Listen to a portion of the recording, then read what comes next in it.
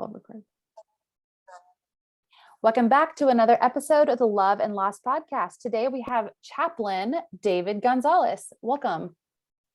Hi, thank you for having me. We're so glad you're here. David, I'm sure you can imagine we don't get enough dads on the show. And so it's just such an honor to have men speak out about the experience of pregnancy and infant loss. So thanks again for joining us. Thank you. I know it's an important subject. Yeah, it is. And so I explained to you and to the listeners know, we always open up with who is your mom's inspiration, but that's kind of one-sided, right? So I want to be a little more inclusive. Just tell us a parent who inspires you. Well, you know how not everybody has a good relationship with their parents, or they have ups and downs with their parental figures. So for me, I had to kind of make my own way and find heroes or leaders that I connect with. And I know the more people dig into people's lives, the more issues they find. And I guess it could be the same for some of our parents. So I was sharing with you before the interview that Martin Luther King is someone that I look up to because of the impact that he had. And the more you study Martin Luther King, you know that he walked into a movement that he didn't start himself, but he was able to communicate what the people were dealing with and the struggles that they needed to overcome. So to me, we need to find role models that give us that that ability to foresee the possibilities, like visionaries, because he didn't know where the movement would go or how far he would be able to get it, but he was able to communicate really well the plight of his people. So I hope that in a small way I can emulate that.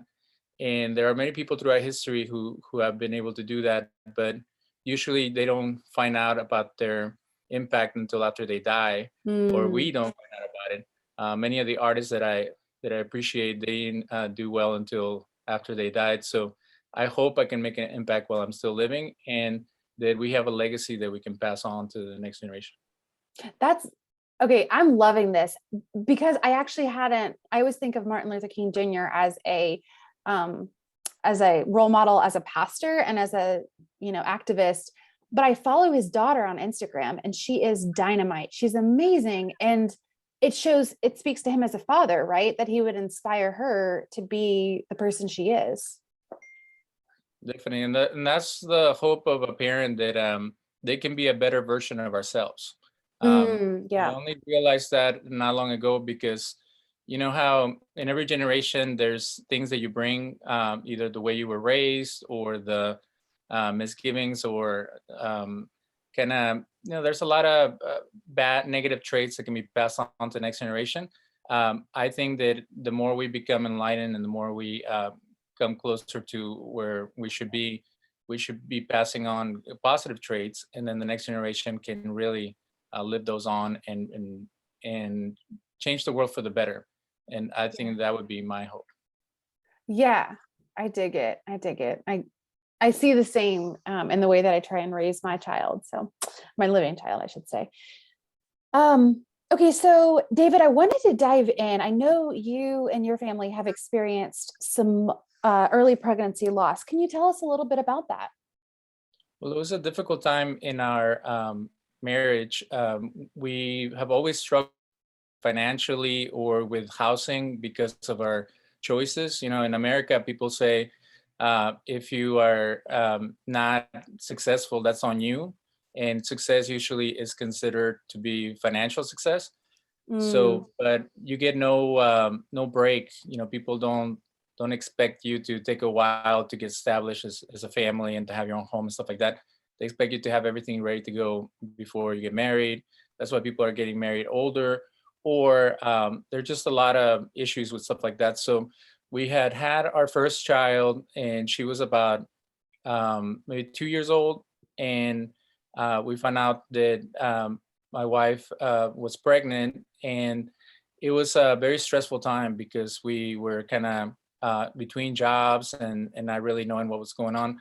So when we found out that she had an early miscarriage, it was kind of a confusing time. Like it didn't hit us like some other families who have a lot of expectations put on that uh, new pregnancy. It was more like we had just found out, and then we just lost the child. So it was like a very surreal situation for me. I know for the woman who's actually experiencing it, it's a deeper, more difficult sorrow. But there was some there was, you know, you always try to find a silver lining or a redeeming aspect of it.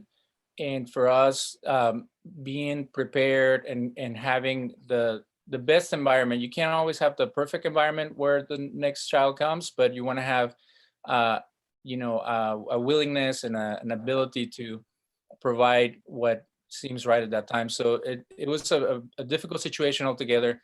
And then to add it, we lost that opportunity to Mm. have another kid in our family. But when the next child came, a lot of those concerns had gone away, and we were in a better place. Mm.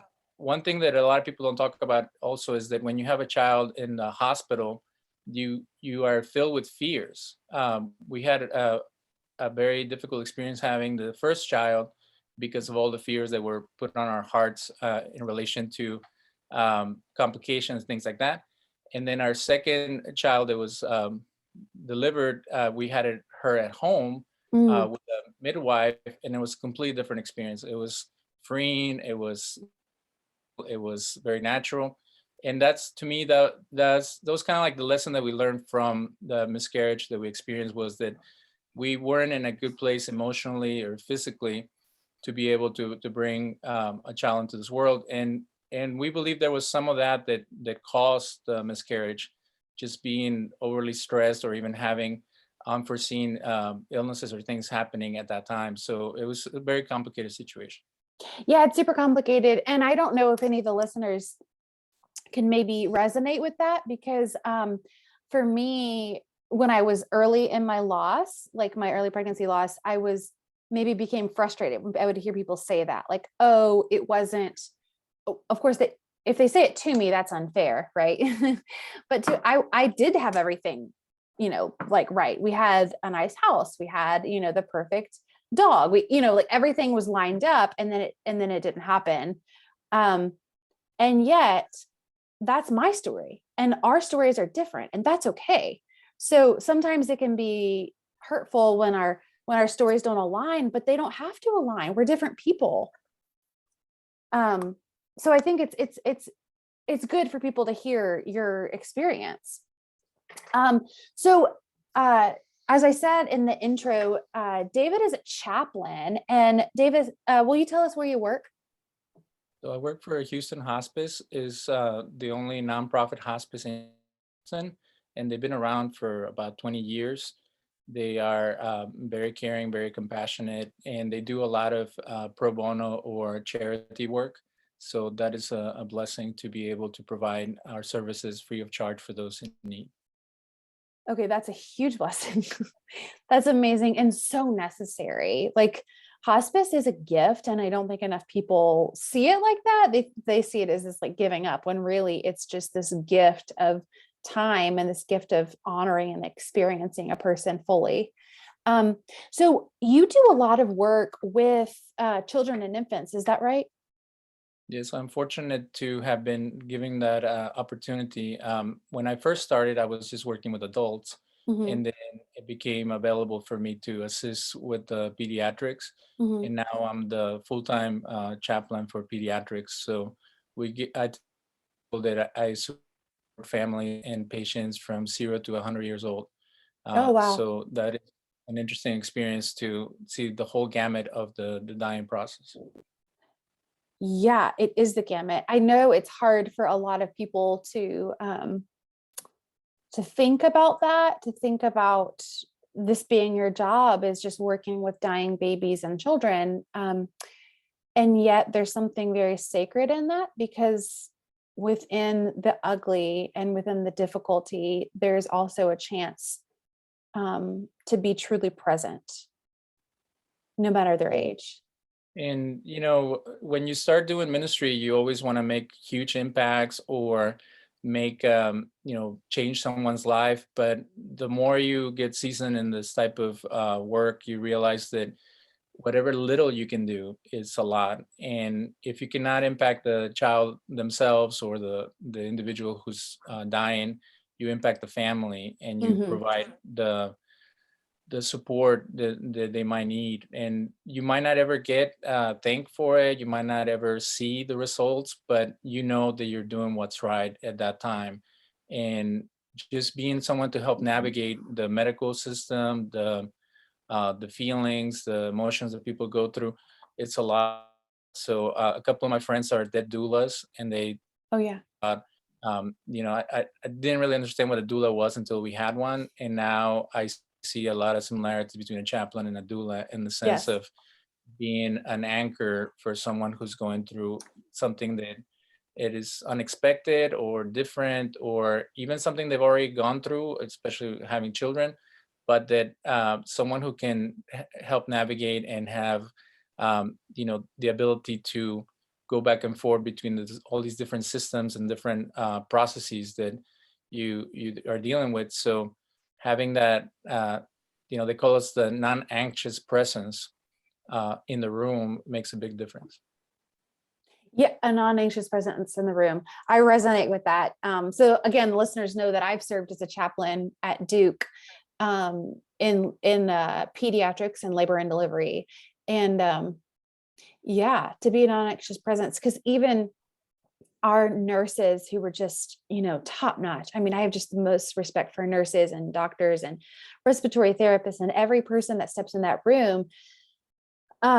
They do it every day, and yet they are very, very involved in a lot of the medical piece, right? Like they're all in on that medical side. And so when you can be the non-anxious presence to kind of help hold the emotional trauma that a person and a family is experiencing, like it's so valuable. It's so valuable. Yeah. Yeah, the non-anxious presence, that really resonates with me because it takes practice to get there.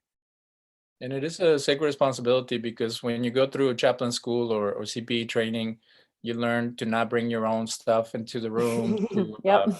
really empathize instead of, bringing in the way that you would handle a situation, more putting yourself in their shoes based on their story and their experience. And it's when people are the most vulnerable. So you also find out how easy it is for some unscrupulous people to take advantage of those who are suffering Yeah. because they are so raw. So you Mhm. have to be in a really good place. And I appreciate that they want us to be in a good standing with our faith community. They want us to be as well integrated as possible, because if not, you can really cause a mess. And you see why there is so much harm that is done by different types of ministers throughout all different religions, Yeah. in manipulating or forcing people into stuff, because they're sharing their heart and they're sharing their most intimate emotions, and that is something that needs to be protected and loved properly. And when you're working like you are with the loss of babies and children, a lot of their parents are they're almost living their theology, like well, I guess we're all living our theology, but in like real time they're experiencing how do I make sense theologically with the world right now whenever my whole world is crumbling, right? So if they've been fed by their religious body a bad theology, I'm just going to say a bad theology, or a very toxic theology, it's even more heart-wrenching than losing a child, because they might have been told, oh, this is happening for a reason, or you did something wrong to make this happen. And as chaplains, we can be there to kind of love them through it and maybe hold them in that pain. Well, the biggest thing that we discuss is existential issues. Why is Mm, it happening? Why do we even feel so terrible when we're grieving? And anticipatory grief is even more challenging than regular grief because it's so full of anxiety and the unknown. yeah. Uh, and I can tell you that a lot of people have not even considered our own mortality. And my friend, who's a big proponent of body theology that is not being taught in the Christian world, she feels that people have been given a disservice by only talking about ethereal things, about heaven and about resurrection, but not really talking about our own challenges in limitations as human beings. So there's a gap, there's a huge chasm between what people think in their minds and believe in their hearts and what they experience in real life. And in chaplaincy, they talk about having your experience influence your theology, but not too many people are that deep in their thinking that every single thing that they experience, even waking up in the morning, participating in life, has a connotation related to your faith and your walk with God. So there needs to be more work in a deeper level on how everything affects us and how we can find hope in the most challenging things without getting all hyper spiritual and only talking about things that most of us haven't even experienced. Right. And that's really the challenge sometimes of how do you communicate biblical concepts or things that are very out there and relate them to your daily life. Yeah. I agree that the existential stuff is that's a lot of the conversation that I experienced as well. I'm actually thinking about when you said existential, and we don't think about our own mortality, especially a lot of people don't think about the mortality of their children. It's not supposed to happen, right? Like, you're not supposed to outlive your kids. You're just not. And it happens, and it's devastating. And so I remember, this would happen a lot. I have one specific mother and daughter in my mind, and the little girl was around 6 or 7, and she was dying. And her mom knew that. Her mom knew she was dying, but you know how it is with children, where we pull out all the stops and we keep trying and trying and trying. Children are resilient and children are amazing. And sometimes it's their time to go to heaven. And anyways, the mom, when I was talking to her, she said, I'm not ready yet. I can't go there. I can't imagine it. So you as a chaplain, what would you say to a parent who's kind of walking through the unbearable and is kind of denying that this could happen? Well, sometimes there's not much to say. And I tell people that honestly, because I've met some chaplains, they try to debate people theologically or give them the answers. And they feel that the job of a minister is to have answers and to give people hope in a forced way, as compared to in an organic process of helping people process and come up with their own answers.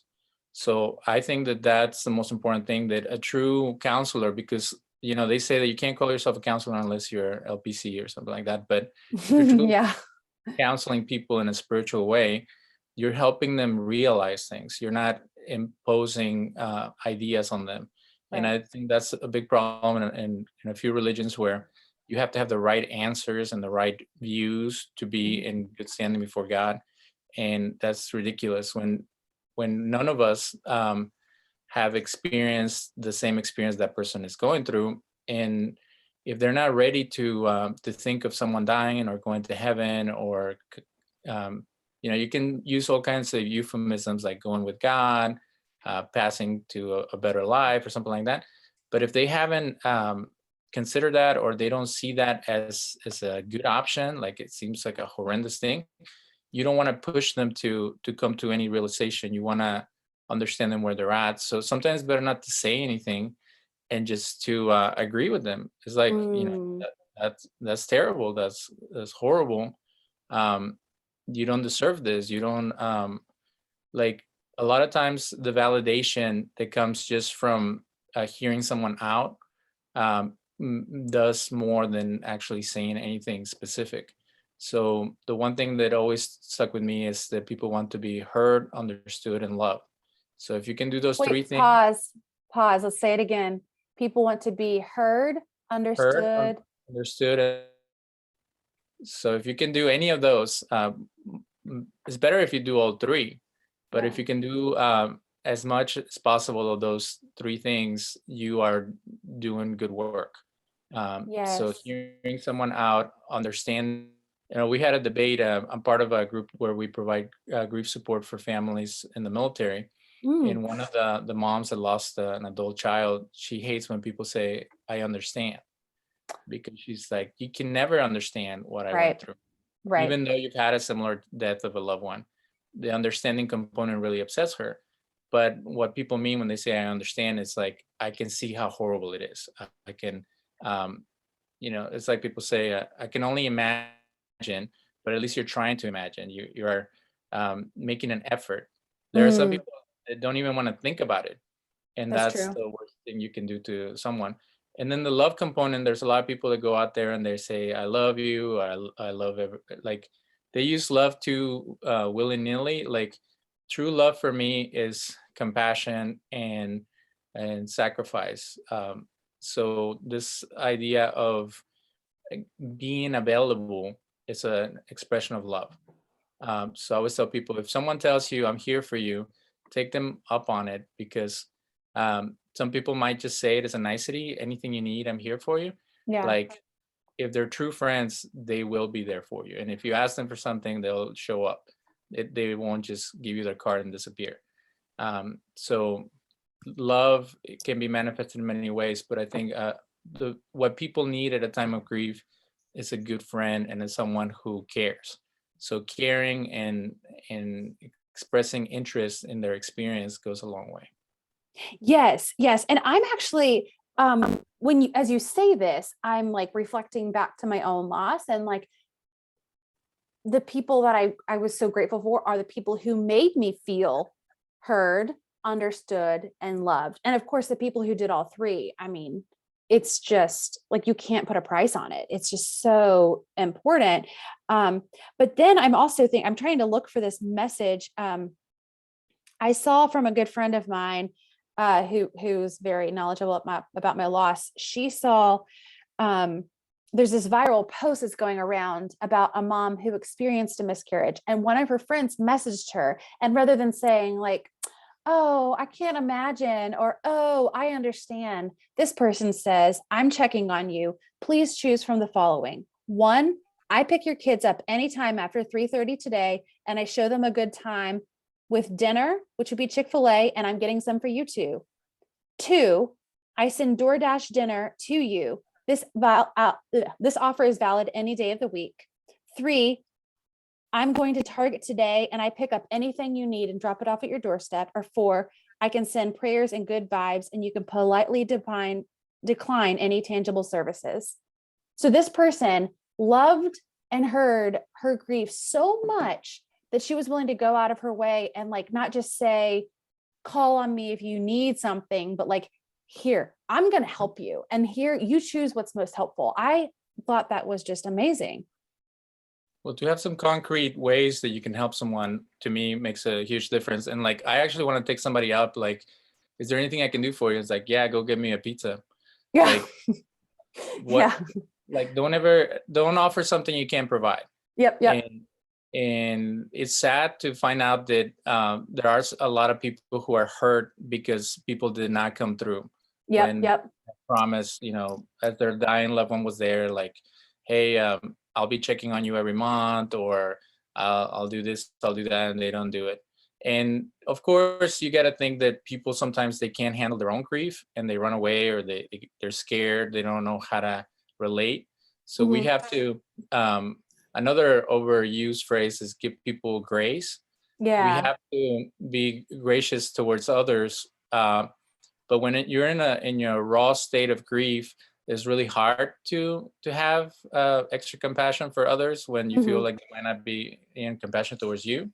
Um, so I also give people permission to be angry, to be even hateful. Like, if someone hurt your loved one, or something horrible happened, there's this idea that you should always be all forgiving and all merciful and stuff like that. And like, that's superhuman. There are Right. points in life that you have to have come to terms with your own anger and let it out. So there, I feel that religious folks create even more stress on those who are grieving because they have so many expectations. And I've always had those situations where I go into someone's house and people put on a show for me. They tell me that they're doing great, that everything is wonderful, that they're handling it. And then I find out from the nurses and the social worker and everybody else that it's the opposite, that they're actually falling apart.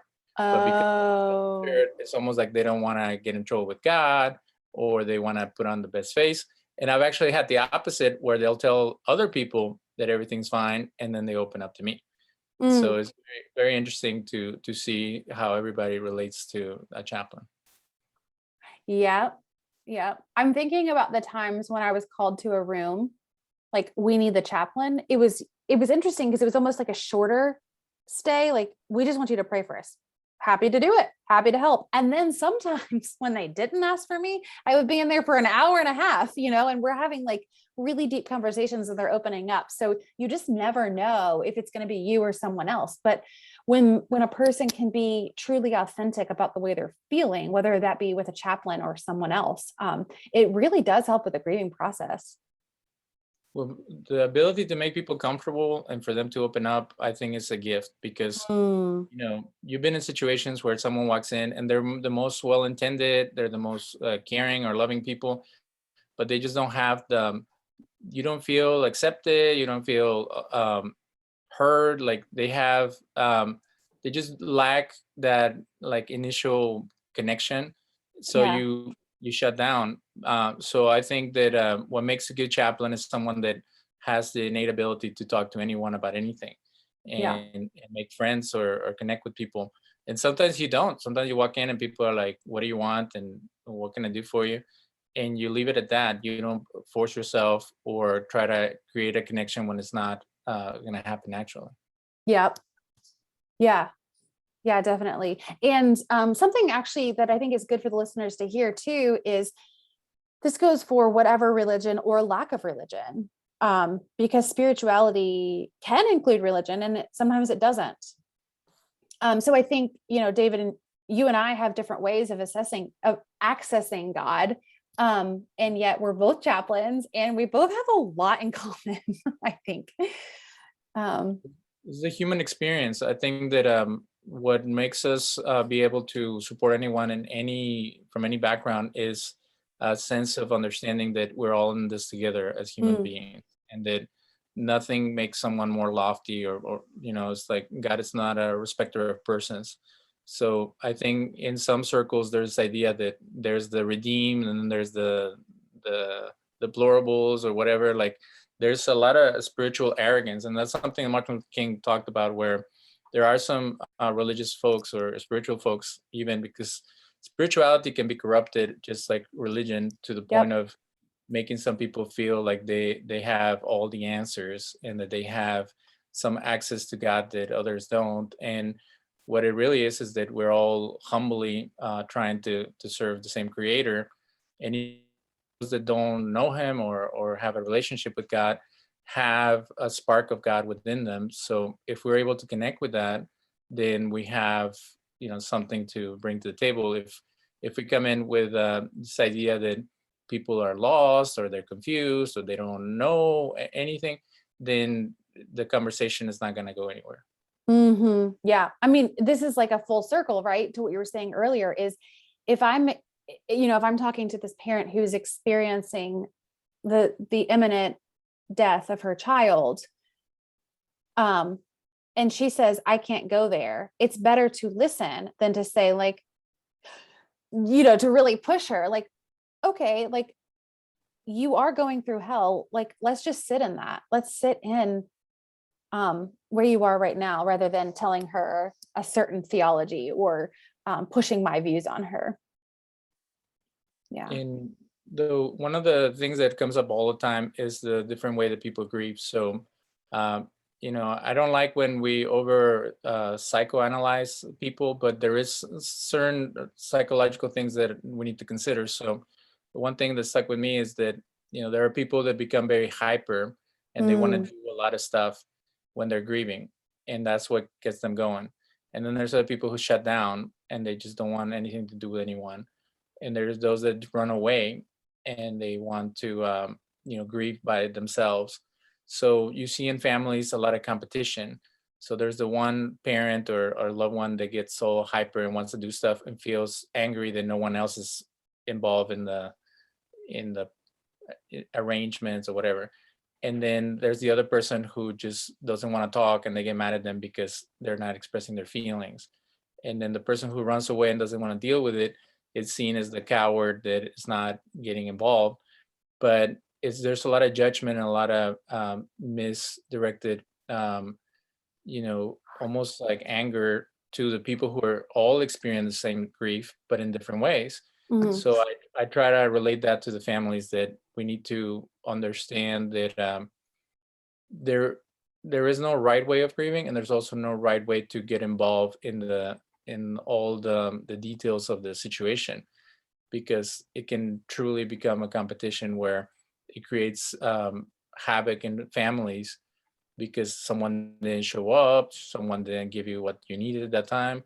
And it's just since it's something like we've said that you don't even expect, how do you wonder that people are going to react the way that you want them to react, and they're Mhm. going to give you what you need when they themselves are devastated and struggling.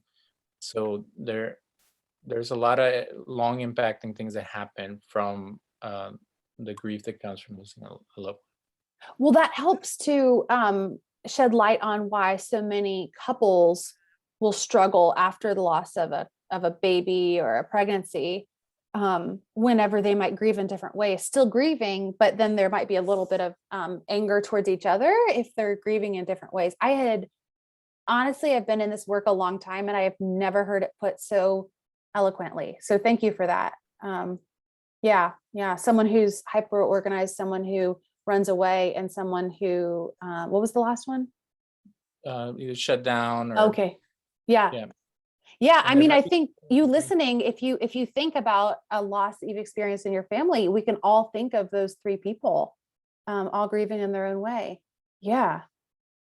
And we deal with people who are chronically ill or have a diagnosis of imminent death, and you can see how spouses would get into it with each other as they're taking care of someone who's dying. So Mhm. if a kid has a terminal illness and it takes 6 years for the illness to overcome them, there can be a lot of conflict and a lot of problems because one parent feels that they're the only ones that understand how to take care of the kid through the process, and then the other person feels inadequate, or they start fighting over other things. They have a lot of frustration just with the realities of what's happening. And we've seen grandparents or friends or something come through to give people a break or to help in the caring of the child, and that does a great makes a great difference. But then you have the issues of people being in your home and also Mm. in the family conflict and stuff like that. And then they have other kids. So I like what you were quoting, where there was concrete ways that you can help someone through either the dying process or after someone passes. That you have to come up with a plan somehow and understand where everybody's at and what can they do to assist in this whole experience. Yeah. Yeah. This has been so insightful. I love having people like you on the show, to where I'm like, I know that I've been in this work a long time. And then to have someone like you on where I can have things put in a different way that really resonate with me. And I'm sure they resonate with our listeners as well.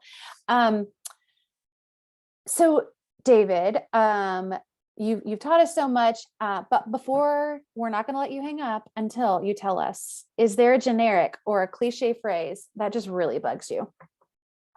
Well, I came to terms with this because you got to think about it. So there was a young lady who had died at the hospital, and it was a evangelical family, and one of the parents said, "We have to be strong." Mm, And it's seldom where you actually do this, but we've been encouraged in our work to challenge people, yep. and you have to have a relationship with them. You have to do it in the most kind, loving way. So I in front of everyone, I said, what do you mean by being strong? Mhm. And the person was kind of like taken aback because they didn't expect to be asked that. And what I realized is that when people tell you you have to be strong as someone just died or you're getting ready to lose someone, they don't really mean don't cry, don't grieve, don't struggle. What they mean is don't despair. And Oh, so what we really need to listen to the emotion behind the words. So to me, yeah. that's Don't despair. That's deeply theological. I have not thought about it like that because I always got a little frustrated when I heard people say, be strong or try and be strong. Because I always heard it as don't cry. And I think it's important to cry, but yeah, don't despair. That's good stuff.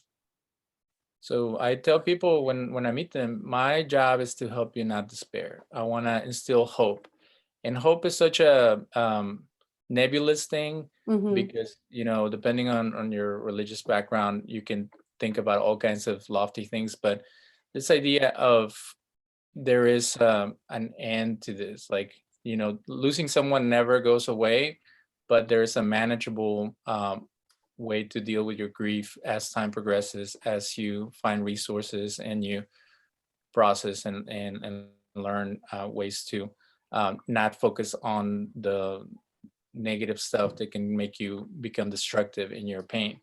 Yeah. So hope for me in the grieving process is learning to um, look at other it kind of sounds cliche also to focus on the positive, but um, I really feel that if we only thought about the negative things of life, we would despair and we would truly not want to live anymore. Hmm. But when you focus on things that are um, still life giving, because as devastating and as earth shattering as loss is, there's still other joys that we experience in life, Right. and ways that you can remember someone that gives you a sense of fulfillment.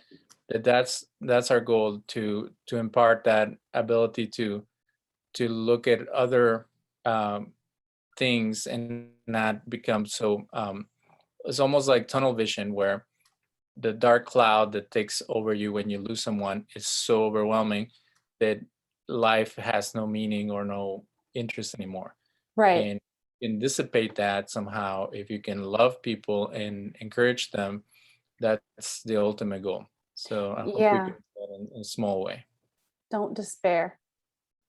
That's a good tagline for this episode, huh? Don't despair. Don't Yeah. despair. Chaplain David is here. We're all good. David, thank you so much for joining us. I, for one, loved this discussion. It's right up my alley, and just talking to the deeper theological components of just such a horrific loss that so many families have experienced. We're grateful for the work you do, and we're grateful you took time for us. Thank you. It's a pleasure. And just the same thing, we want people to find things that give them strength and hope. And if you are going through something of this nature, just know that there are many people that care and that we want the best thing for you. And the best way to make someone proud, even a loss like a child, is to keep living and to honor them through the way we love others and the way we keep their memory alive. Yep. I feel that. I feel that to my core. Thank you again, David. Thank you. My pleasure.